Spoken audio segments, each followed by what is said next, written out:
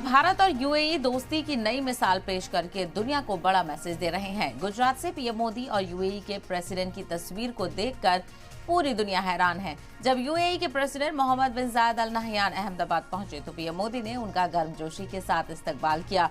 उन्हें guard of honour भी दिया गया। दोनों ने एक साथ रोड शो भी किया। तकरीबन 3 किलोमीटर लंबा ये रोड शो था, जिसमें दोनों मुल्कों के लीडर यहां पर शामिल हुए। ताकत का मुजाहरा यहां पर किया गया।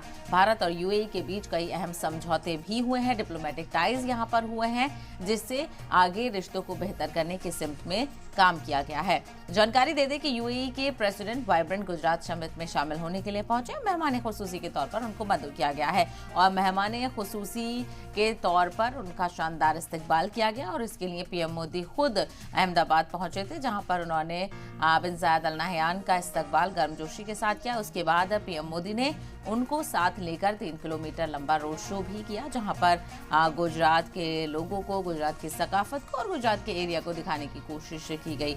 और ताकत का मुजाहरा पीएम मोदी और यूएई के सदर के साथ देखने को मिला। किस तरह से यूएई के साथ हिंदुस्तान मिलकर रिश्तों को और साथ ही साथ जो डिप्लोमेटिक टाइज हैं उनको बेहतर करने की कोशिश कर रहा है।